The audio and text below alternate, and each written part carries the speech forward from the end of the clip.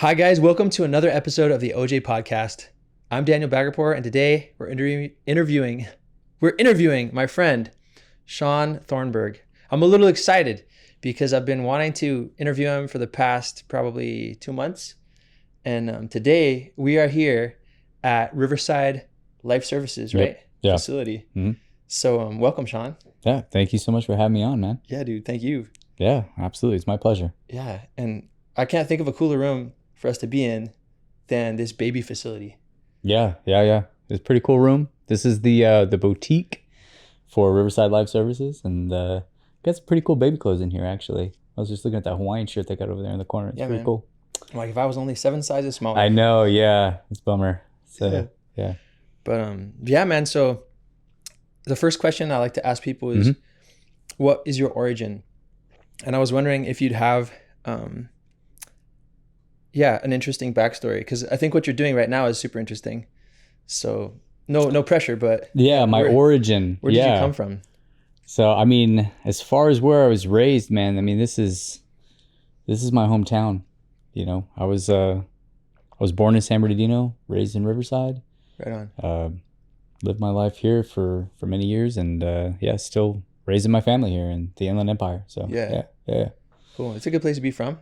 Yeah. I like it. I was kind of grew up on the streets around. Not that I came from the streets or anything. Just normal kid. Raised on the streets. I was always raised on the streets. Nah, man. Just skateboarding around Tyler Mall and stuff like that. Like that was my stomping grounds. Did a lot of skateboarding back in the day. A lot of street skate kind of stuff. Yeah. Chad Muska was more of my style of skateboarding, not so much the Tony Hawk guys. If anybody knows who those people are nowadays. Yeah. But maybe a few. Yeah. I think our generation is now retro. So we're classy. We're not old yet. I think 20 years from now we're gonna be old farts. Yeah. We're in a stage right now where people are like revering our culture. Yeah, I noticed that they're kind of bringing back a lot of lame stuff from the 90s that I was like, ooh, that was terrible. Yeah, exactly. And I see people walking around dressed in it like, yeah, man, this is cool, it's retro. I'm like, no, that's awful. That's crap. It was awful then and it's awful now. Yep. Yeah, that's right. Yeah. That's funny.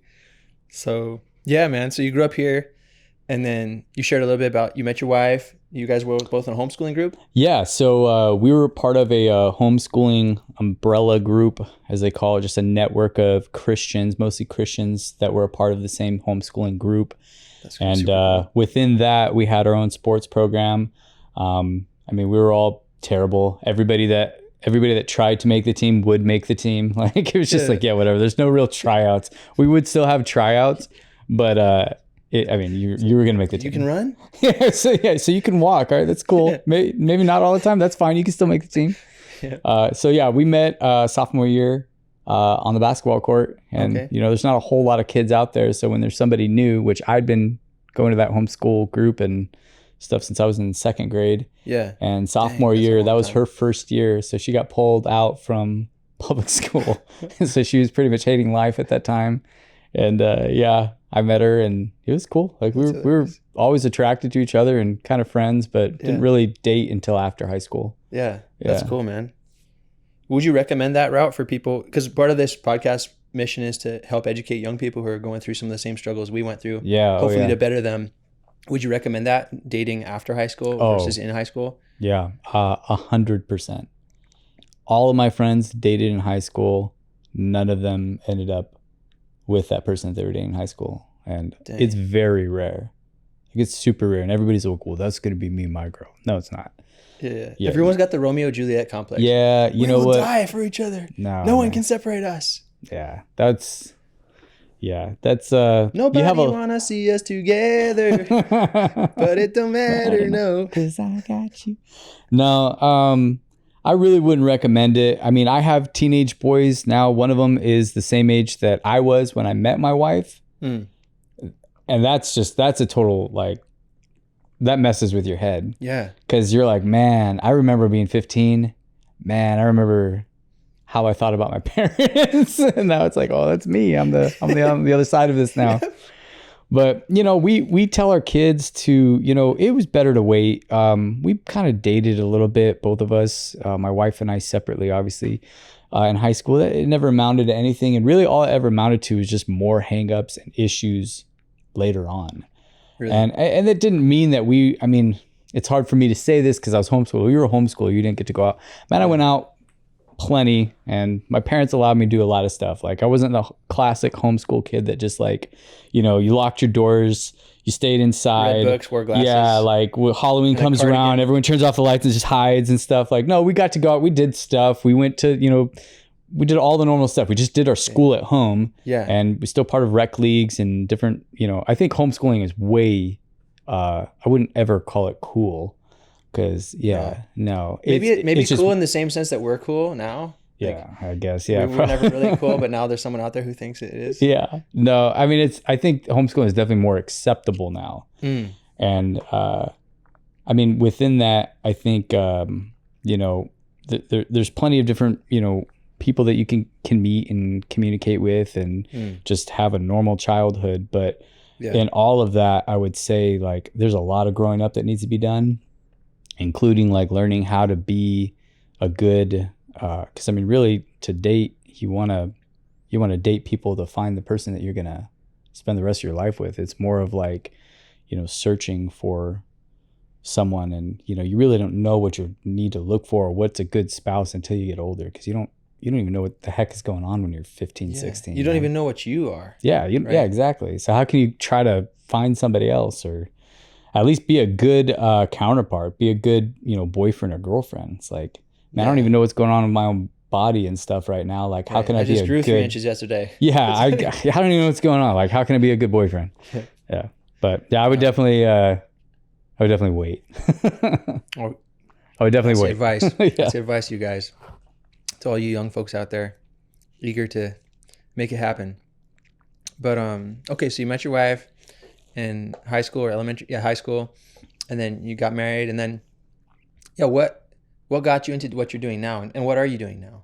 Yeah. So what am I doing now? I'm a Christian.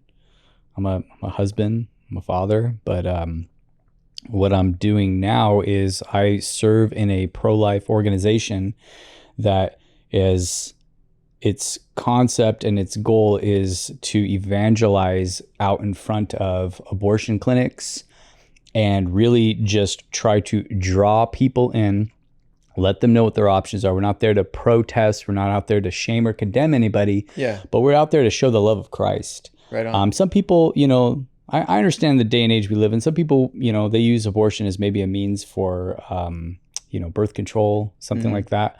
But a lot of people that find themselves at an abortion clinic, what we've learned and what I've learned, and many of us that have done this, is that, people that are showing up at an abortion clinic, they're kind of a lot of times at the end of the ropes. Yeah. And maybe they don't have any other options. Maybe they're being coerced. Maybe their boyfriend is telling them like, hey, like, you're going to be kicked out if you don't get this abortion. Like, you can't live here. Right. And to me, I mean, really just even as a person, not even a Christian, it's like, man, that's a terrible situation to put a woman in, young or old, like, or anybody. It doesn't matter. Yeah. Yeah. So to me, and my response as a Christian is like, man, the church should be out there to help these people, to educate people on what this place is. Maybe they're there for contraceptives, maybe they're there for other medical stuff, but really it's about educating the public, and it's about being the hands and feet of Jesus and just being out there to help someone in need. So yeah, that's what I do now. I'm technically a missionary, which is kind of weird to think about. You are, man. Yeah. So that's what I do. I mean, I'm the city director for a couple different areas that we call them. We call them city directors for different mission fields of Love Life. Mm-hmm. So I'm the director over Orange County and over Riverside County. Okay. So that's what I do now. Dang, man. That's really cool. Yeah. And is that a lot of responsibility then? Like, do you feel kind of, I remember there's one film called Amazing Grace about William Wilberforce and how he was trying to abolish slavery in the English Empire. I don't know if you've ever seen that film. I think so, yeah. I can't remember the name of the actor, but he was also in 101 Dalmatians.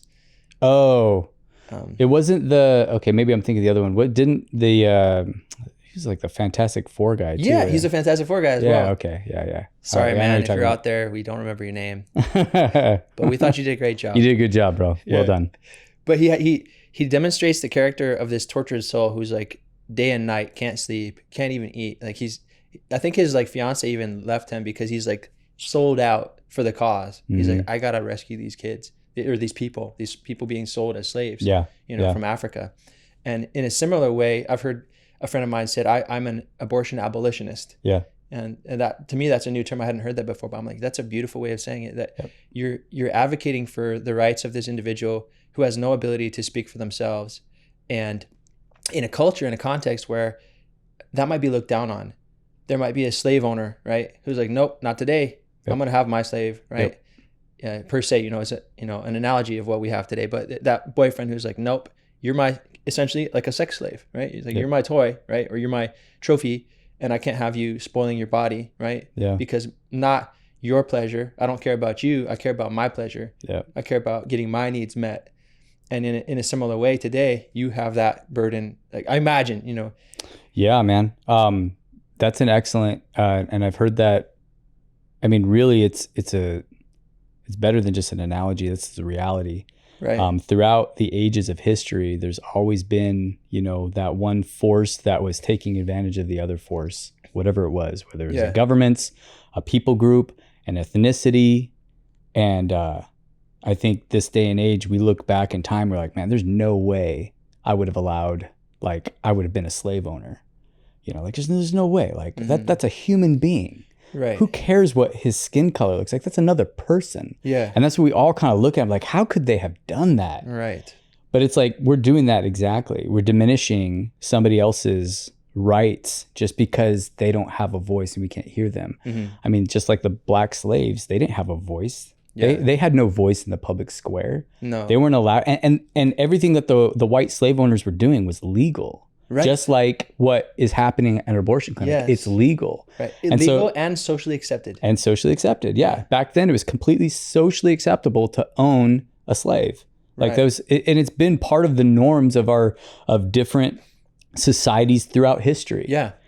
And it was just like, hey, that wasn't looked down on. Yeah, like you said, and social standards. So, I mean, it's the same thing today.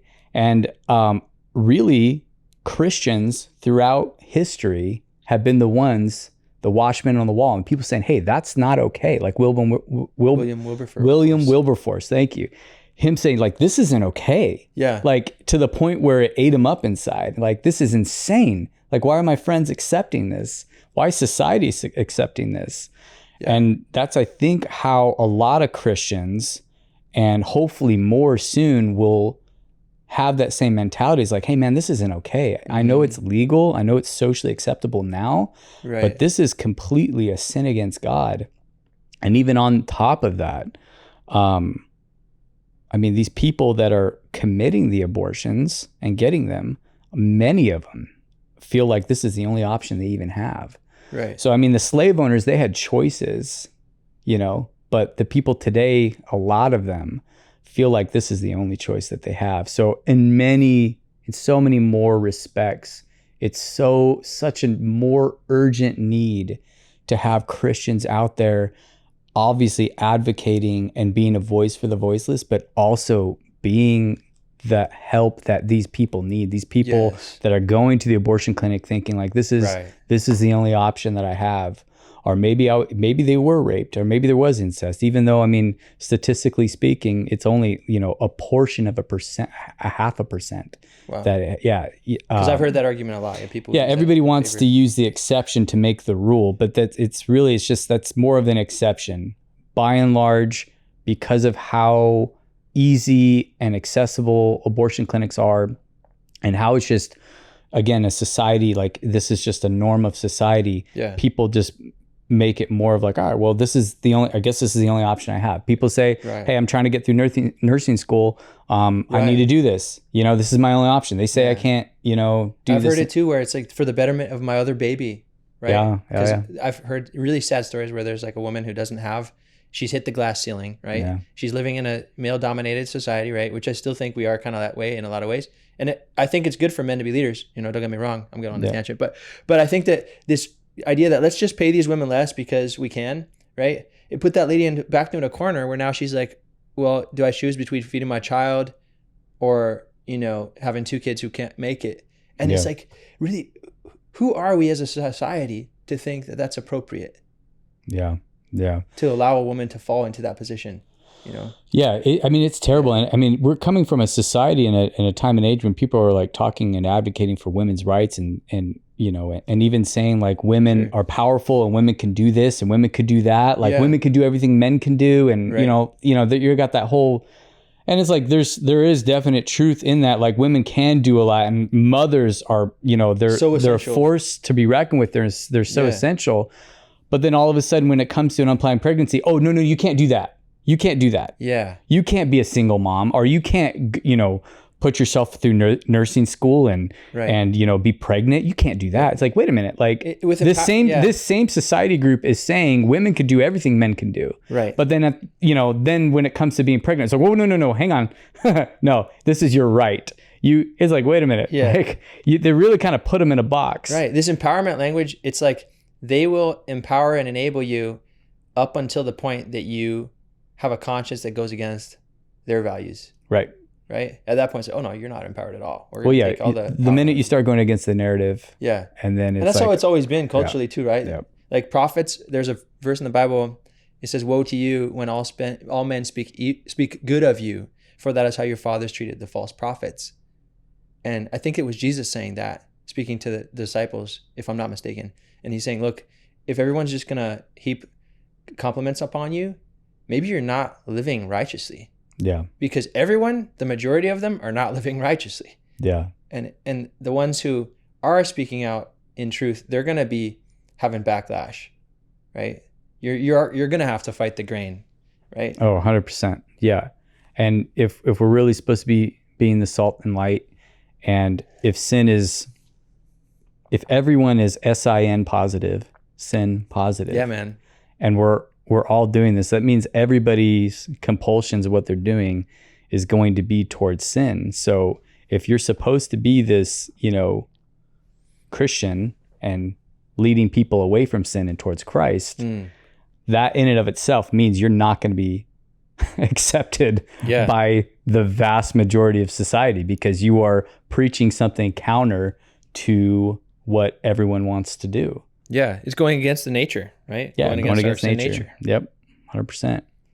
So answer your question. That's what I do. And as far as the responsibilities, the Lord is doing a work here in California, man. There's a lot of Californians, Christians, that are waking up and realizing, like, I don't like where my society's going, man. I don't like all the hurting that's going on. I don't like just sitting on the bench, as it were. And one of the things that I say, it's like, in a sports analogy, it's like way too late in the game to be sitting on the bench. Yes. It's too late in the game to be sitting on the bench. Like, everyone could be doing something.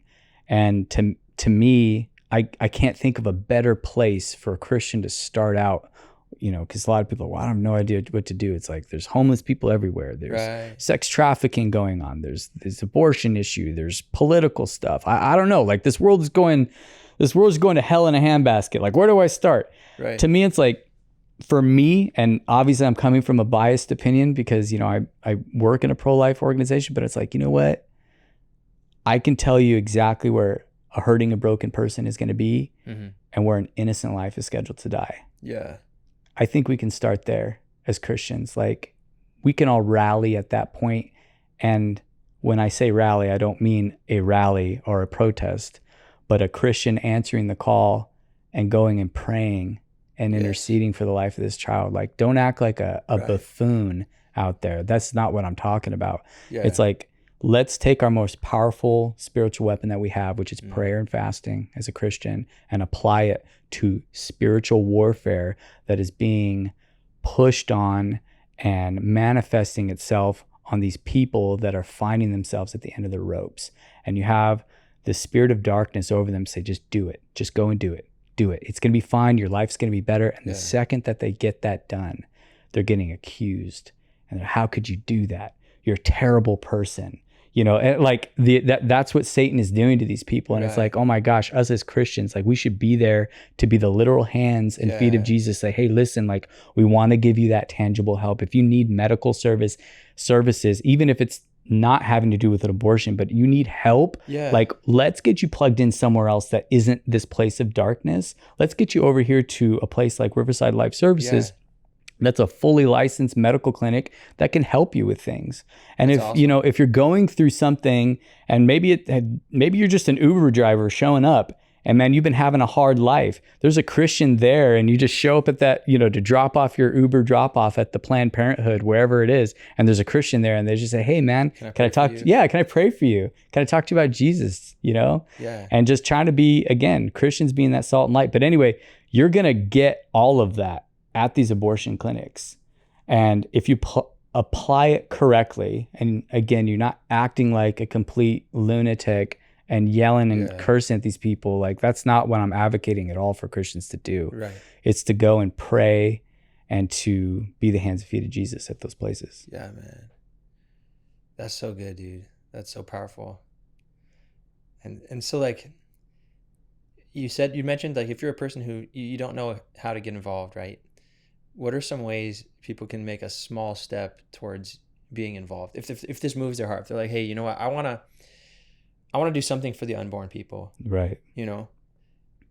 How can they be involved in some aspect of this beautiful little store, or, even in their neighborhood? Like maybe they don't even have any connection to Riverside, but they're just like some dude who lives in Cleveland, Yeah. right? Yeah. It doesn't make a lot of money, right?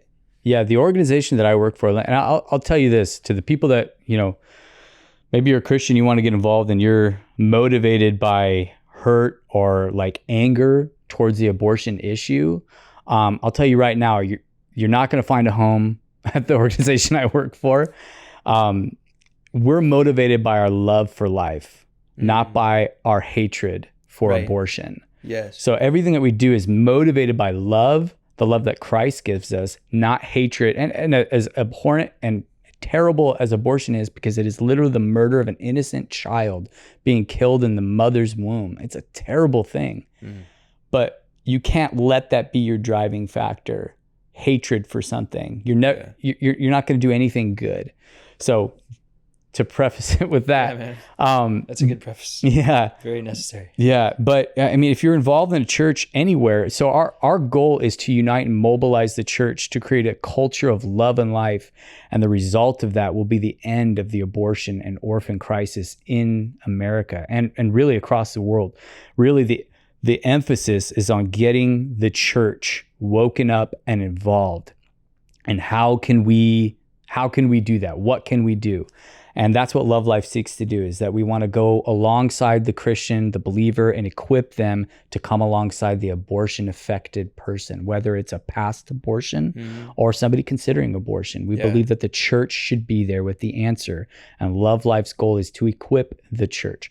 So, like you said, if there's somebody that lives in Cleveland, they don't live around here, they live in, Ohio, they live in Michigan, wherever they live, they can go to lovelife.org, and that's LOVELIFE.org. We'll put the link in the description. Yeah, I'll put the link in the description. You could have told me that before if I tried to spell it. I'm that was loving terrible. it. It's fun. This is why I was like, man, I better spell this right.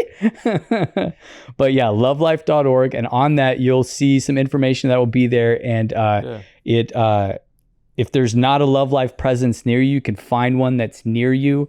We also have an initiative. It's called a House of Refuge Church. And even if there's no Love Life presence even close to you, your church can still be a voice for the voiceless. Your church can still impact your community. Your church can still love and help on the person that has maybe had an abortion 30 years ago. Yes. And they accepted Christ 20 years ago, and they know that they've been redeemed. They know that they're forgiven. Right. But the enemy has kept his thumb on them about this sin in their life. Yeah.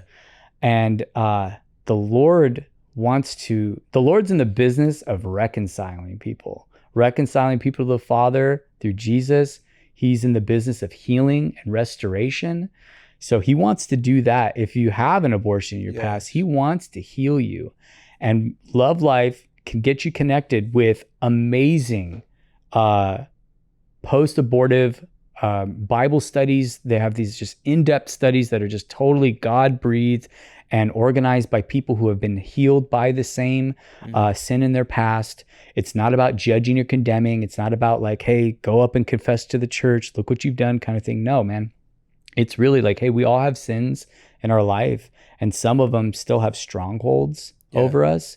And it's about freeing people from those strongholds. So anyway, went off on a tangent, but you can become a house of refuge church. So if your church is nowhere near Love Life presence, you can still search House of Refuge churches on the Love Life website, and you can go there and maybe you can get that started in your church. All that we ask is that the pastor speaks about life. He says a statement about what a house of refuge is. And again, like I said, it's about healing. It's about restoration, being a safe place for somebody to get help. And it's not going to be a place where you're going to be judged or condemned or, paraded. Your sin is not going to be paraded in front of the church. Yeah. You're not going to become a spectacle. No. Yeah. So that's what we ask churches to do. Yeah. So we have a format and a template that any church can adopt, and you will be automatically incorporated in our network of support around you. We can find support and give you the support that you need. So we ask the pastor to read that statement once a year in front of his church. Yeah. We've seen amazing miracles happen. Even just the one time the pastor reads it, it just so happens that was the one time somebody was visiting and had an abortion in their past. And the Lord, in his sovereignty, he was able to orchestrate that and get that healing that he's been pursuing over that person for, however long it's been. So the Lord always uses it when a pastor announces it. And then we ask that you, within that church, and maybe this is you, maybe you're the person that signs up and does this for a liaison, like a go-between to work with your church and to be equipped by Love Life. Yeah. So that's actually how I met you, right? Is through Bill and Laura. Yeah. Mutual friends of ours. And they were like missionaries going out to my little podunk town to share this good news of your organization. And it's like people just like retired. They're just like a retired couple, right? It's like, they're amazing. And they make a huge difference. Absolutely. For God's kingdom. Yep. So it's like, you don't have to be something super special, right? Or somebody who has a bunch of influence or power, right? No, I'd be disqualified and you wouldn't be interviewing me. I'd be disqualified. It would not be me here if it was somebody that had like all this influence or was super special or talented. The Lord uses the willing, man. Yeah. And I've met, including Bill and Laura, I've met so many just amazing, I say like these rock star Christians that are just, I'm like, whoa, like you guys are some next level people, and they're normal people, but they love Jesus and they want to see his kingdom come. They want him to be glorified, and they want to help other people. Yeah. And it's pretty cool. Dude, that's awesome. Yeah. I had a question for you, and I know this isn't like a scripted question. I give everybody 5 questions before they come here, and then sometimes I feel like we should ask another question. So feel free to answer it or not. But have you ever experienced, because look at us, like we're both two, at least semi-white American males, right? That one of us is more whiter than the other. Yeah, or whatever. I don't know how you characterize all that stuff, but I consider myself alternative. That's my ethnicity. Oh, really? Okay. Yeah. It's like indie music. Okay. But yeah, I mean, I've also heard this statement before. I say, well, you're a white male, or you're from the dominant cultural group. Mm-hmm. Like, and have you ever had that challenge too when you're trying to share with people about the evil and the sadness of abortion and in favor of, hey, let's help you save your baby? Has that ever been a difficult point? Because I know there's men out there that probably like myself, they feel compelled to say something, but they're also like, maybe I'm not the best qualified because I'm not a woman, and people are going to get the wrong vibe from me, right? Yeah. Or they're going to think I'm trying to be like, pressing down on them. Right. Did you ever have to deal with that? I mean, I feel a lot of people, I mean, that happens a lot to our guys that are volunteering. Yeah. It's happened to me too. But I mean, those people are usually just coming from their social narrative.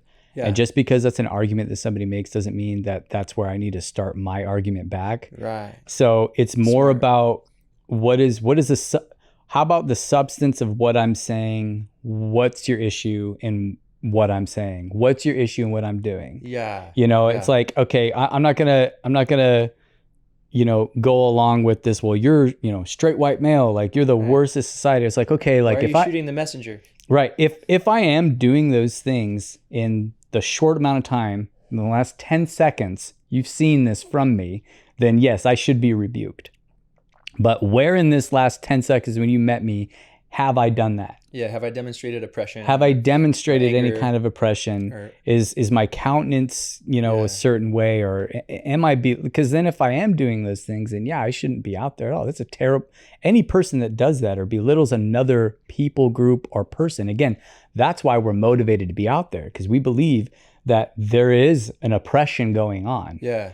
And it's being, done through, these abortion clinics and it's demonic. It's demonic, and these demonic influences. So we're there advocating for the minority group, which is the child in the womb. Yeah. Which if you research even the genesis and the beginning of Planned Parenthood, it's Margaret Sanger was a complete racist, man. She said it herself. I mean, the idea was to eliminate the Black community and minority communities, any unwanteds. That's insane. It's like, and even the Planned Parenthood like business model plan was having an abortion clinic in and near minority communities. And like, see, let's talk about that. Yeah.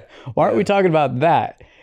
So I mean, you have a force that is much bigger than this one straight white male that you are saying is trying to oppress people. It's like, well, let's talk about a multi-billion-dollar organization that's literally modeled itself to oppress an entire people group across the United States. How about we talk about that? And the world, they're trying to take this.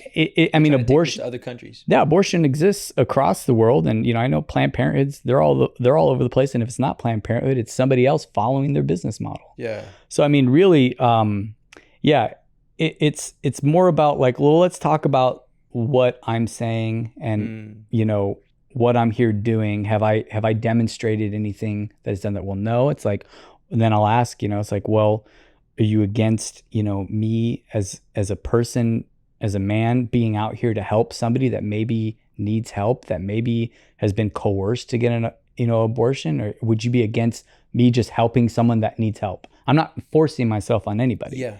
And usually, the answer is, well, no, I wouldn't. So it's like, well, this is what I'm doing. Yeah. Well, then they say, well, what you're saying, it makes people uncomfortable. It's like, okay, then that's when we get back to what we began with as far as presenting the gospel. Yeah. The gospel does offend, and it can be offensive in its nature because it calls people out of their sin, and people don't want to be called out of their sin. No.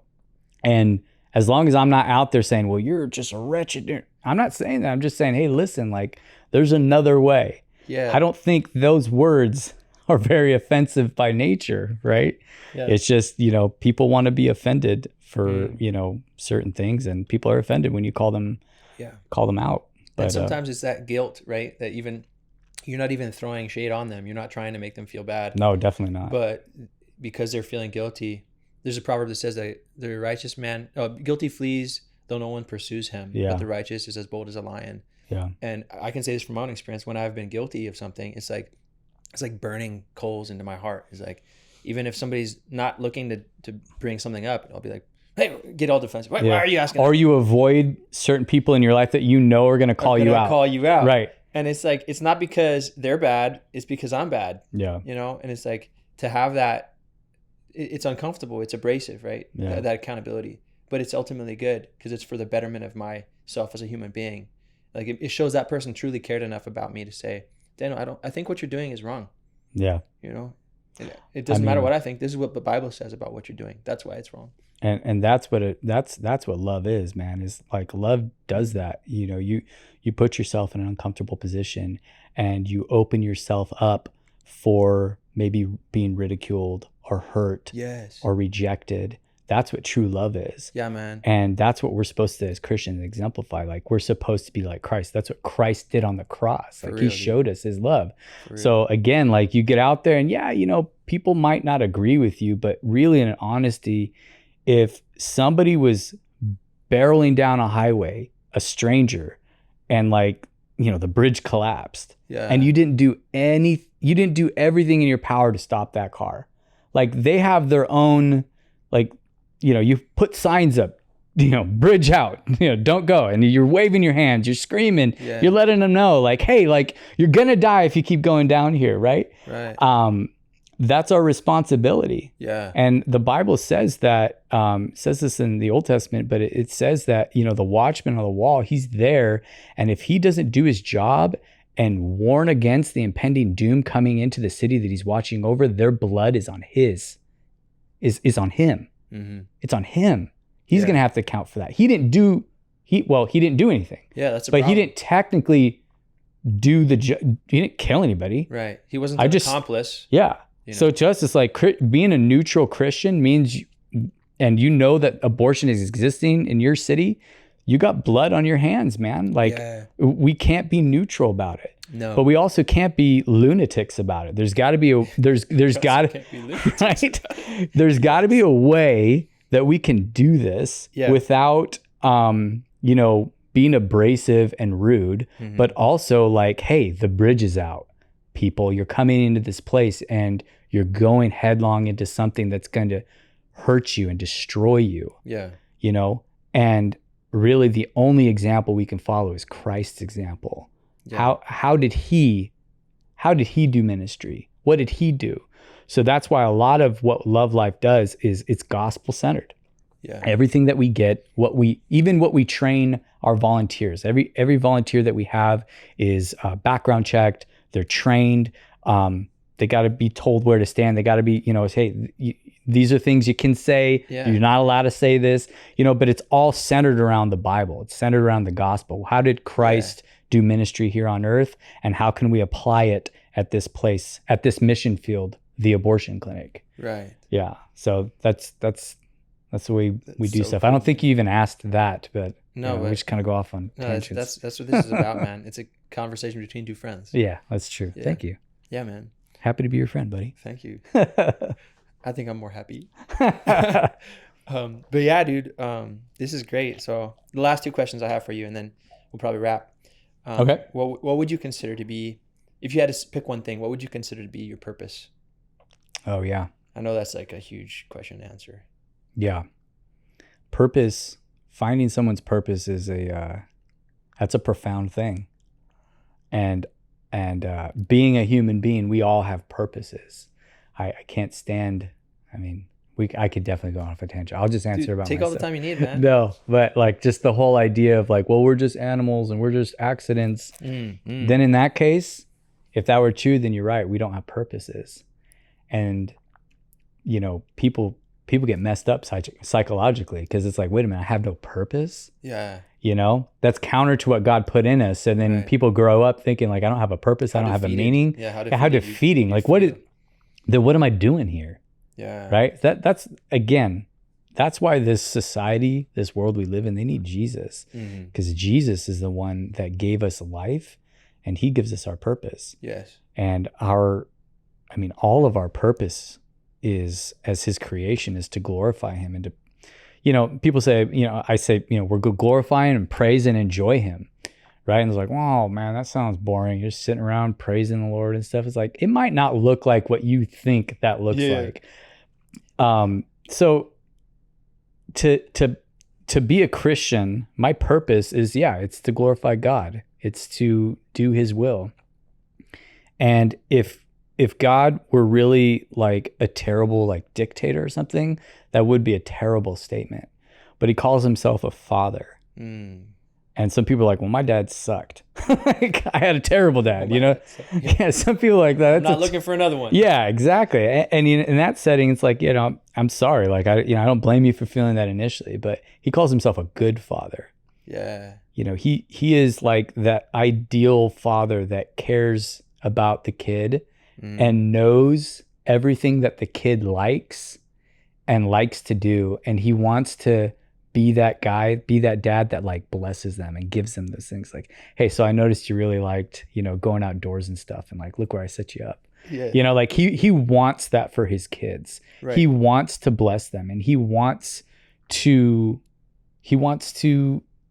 spend time with them. And, if you're a parent, and especially that feeling you first get like with like your first kid or when your child is like first born, I don't know, your platform might not have a lot of parents. I don't know. Like not yet. might be a young, yeah. Give it another 20 years. Yeah. I can just speak from my own experience. When I had my first child, that rocked my world, man. Yeah. I was just like a classic teenage guy. Like I wasn't a teenager at the time. I was a young man. Adult, yeah. Yeah. I just turned 22. I was super young. I wasn't making skateboarding. Yeah, skateboard, not as much because I wasn't as good at it anymore. So I didn't want to hurt myself. They already started kicking in. You moved to longboards now? Yeah. No, but well, I mean, I would still surf. I played basketball, snowboarding. I was still doing all that. I mean, my son, I was in a volleyball league when my son was born. Good for you, man. I took him to one of my volleyball league games. He was not even a week old, and he like went with me. Like I took him places with me. And I think you raised your children right, because your son dropped me a persimmon off of a tree outside of Riverside Library. I was like, these kids are agile, man. Yeah. So it was pretty high up too. Yeah, he was pretty high up. I was like, if I was his father, I might be. It's like 15 feet up. Yeah, man. Be looking around for mom, making sure she doesn't yell at us, because like he's pretty high up there. I mean, I've always thought like boys. I mean, and kids, like you need to have a sense of adventure in your life, and you can't have adventure without danger. No, you cannot. Yeah. So if we always having like, if we're raising these kids in like these, these glass cases, or they're just always on, Xbox or, PlayStation or whatever like kills. That. Safety kills, man. Yeah, that's it's true. Because then when they go out into the world and they're, confronted with a dangerous system scenario for the first time, like that's when like things go bad, or they get hurt really bad, or they die, is because that was like the first time they did that in their life. So me as a father, I'm thinking, okay, I think about how I was when I was a kid. I was like, oh no, I just can only imagine my boys are going to be the same way. So for me, it's like, okay, I'm either going to like lock them up and not let them outside at all. Yeah. Cause I know they're going to get hurt, or I can teach them how to do dangerous things. Yeah, teach them how to catch a snake. Teach them how to and not get bit. Like teach them how to, climb up a persimmon tree and grab a persimmon for somebody. Right, stuff like that. But I mean, going back to what you're saying, like having my own kid and realizing right in that first moment when I was holding him and they're wiping the gunk off and I'm looking at him in his eyes and he's like literally seeing outside of the room for the first time. I'll never forget that moment. And I have moments like that with all of my kids. And just that feeling and that voice is like, I'm this person's father. And I've just met this person, this little innocent life, and I will literally do anything for this child, anything to protect them, anything to, just make their life better or to look out for them. And that's what a father, a true, real father, before you get into all the crud that happens, right? That's that like purest moment. And even more pure than that is our Heavenly Father. Yeah. And he says, that's how I view you. You're my son or you're my daughter, and I love you. I'm your father. I want to do what's best for you. And even to the point, like what we were saying earlier, even to the point of telling you, hey, the path that you're on is not okay. Right. And I'm doing this to protect you. Yes. And, I have teenage kids and I have kids of, you have to, sometimes it's like, oh, I don't feel like you're just down to me. It's like, no, man, you're speaking out of wisdom that you've had in your own life or things that you've done in your life. And you see your own kids starting to do that. I'm like, oh, nope, I've been down that path, bro. You don't want to go there. Yep. You're speaking out of wisdom. And that's what our Heavenly Father's doing. He's like, hey, man, because since he can see all time, he exists out of time. He's like, hey, man, I know this is going to end up. You don't want to do that. Yeah. So again, Exactly.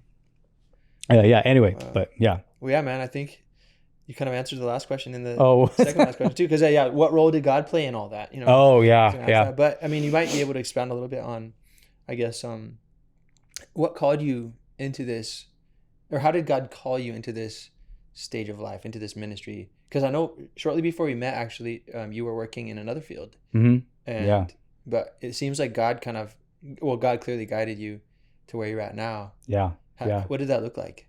There was some kicking, screaming, and gnashing of teeth on my end for a little bit.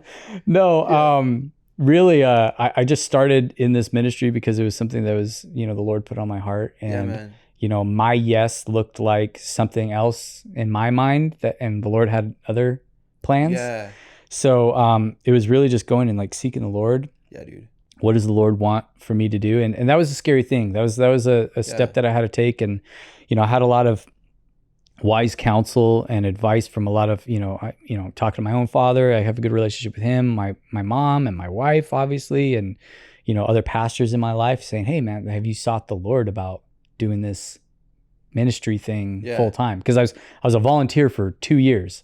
Right. And I was also working in the oil industry. I was at the oil refinery. It's like completely different. And I loved that job. I'm sure it's a completely different pay scale too.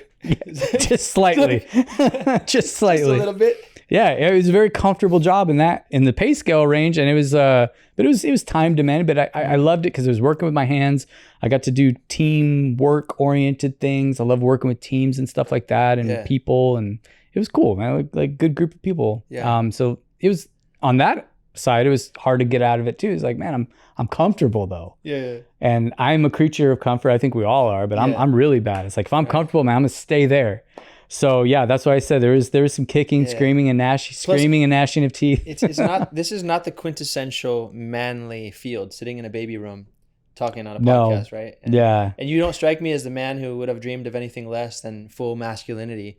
So, working in the oil fields with your bros and operating heavy machinery, like that sounds super cool. Yeah. So I was a firefighter there. I got to fulfill that dream. I was an industrial firefighter on the fire brigade there. I mean, that part was cool. Right. I mean, yeah. And to me, I was like, I can have my cake and eat it too. I get to do all this cool stuff that I like, but then also serve the Lord. I'm like, cool, everything's great. Yeah. And then everything just was really busy, and I was like, I can't do both. It was very clear. And then that's when I had to seek the Lord and find out what does he have for me. But then I already kind of knew the answers. Like, I don't think I can go back to just not serving in this. My heart is in this. The Lord has definitely made it stronger in my heart.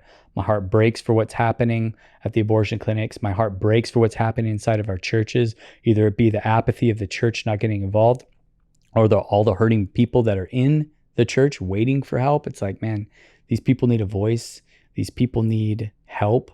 They need to be shown what they can do. And I believe the Lord put my purpose to be a part of that in some way. I mean, there's many people that are a part of that. But yeah, so I still get to do manly stuff though. I like the outdoors a lot. So and my whole family likes the outdoors a lot. So that's good. We like doing road trips and go do manly junk. Yeah, but what's more manly than being persecuted for the life of another human being? Well said, man. You set me up. That was really good. I should have said that. Call everybody out. Yeah, you're totally right, man. Like, I believe strongly that, masculinity looks like protecting those who can't protect themselves. And, there's the hunting part of it and stuff. And, a little bit of danger. A little bit of danger. But I mean, you get all of that in protecting someone. Yeah. Like, that's when that's like, I think that's an intrinsic purpose that's in every man. Like, every man has that in them. Like, you grow up venerating and just wanting to be a superhero, or for me it was like Indiana Jones and Luke Skywalker. Right. Like, man, I wanted to be those guys. And whenever I was playing outside, I was fighting the Nazis, or I was fighting, stormtroopers, or whatever. Yeah. Because because in every boy, and I can speak, for boys, I know it's very prevalent, is that you want to be the hero. Yeah. And God puts that in you. Right. And then, the opportunity comes across, and it's like, okay, being a hero in the real world doesn't look like it does in the sci-fi world, but I mean, it's real. And you're being the hero of somebody's life. You're literally saving someone's life, or advocating for someone to save their child's life. Yeah. I think that every father, even if somebody, like, you got a girl pregnant, you have the opportunity to be the hero of your own story right now. Could you imagine what it would look like to say, you know what, I made a mistake. You're sitting around your dinner table 10 years from now, and your son looks up at you and says, Dad, can you tell me that story again? He's like, oh, come on, man, I got stuff. No, Dad, tell me the story. Tell me the story one more time. And you get to tell your son how, you know what, Daddy made some mistakes. I was boneheaded for a little while, But you know what? I realized that you were a life worth fighting for. And I went in there and I told your mama that I was going to stand up and I was going to do the right thing.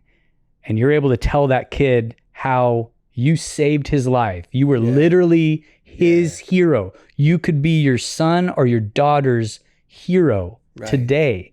And even if it's a mistake that you made, and you know, even if it's a girl that you're dating or whatever, it doesn't matter. You could be the hero for that child and fulfill that dream. Yeah, okay, it's not going to look like Iron Man or anything like that, but it's going to be real. And you're going to be able to affect an actual person. And that person is going to look up to you for the rest of their life and be like, dude, my dad, you guys think your dad's your hero, but my dad is actually my hero. Imagine having that story. So again, like that's what I want for all men to be the hero of their own story. Yeah, man. And they have an opportunity to do that in choosing life. Right on, bro. Yeah. Well, dude, this has been such a treat. And I think this is the first time I've ever ended like this, but I would like to ask you to pray us out. Would you be willing? Yeah, no pressure. Yeah, cool, man. No pressure. hope you comb the top of your head as well, because when we bow, yeah, right. Everything's gonna be revealed. I've been hiding this bald spot. Do we have a toupee? I don't even know. I might have a bald spot. We'll see. I'll find out in the editing room. You're gonna have just like this, one of those blank special effects. Yeah, exactly. Yeah.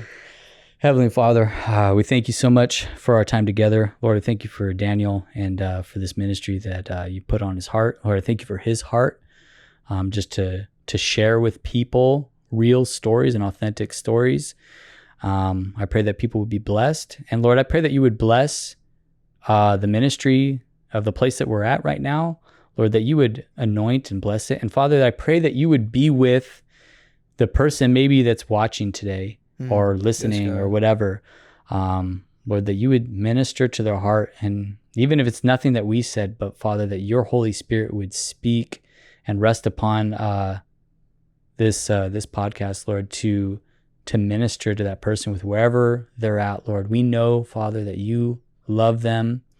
You love them more than anybody else on this earth. And Lord, I pray that they would be reconciled to you today and that they would give their life to you.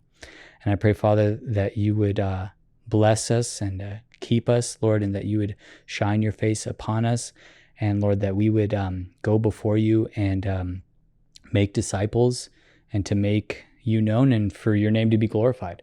So Lord, I pray that you would be glorified in everything that we do. And I pray that you would bless this time in Jesus' name. Amen. Amen. All right, bro. Thank you so much. Yeah, bro. Absolutely. Thanks for watching, guys.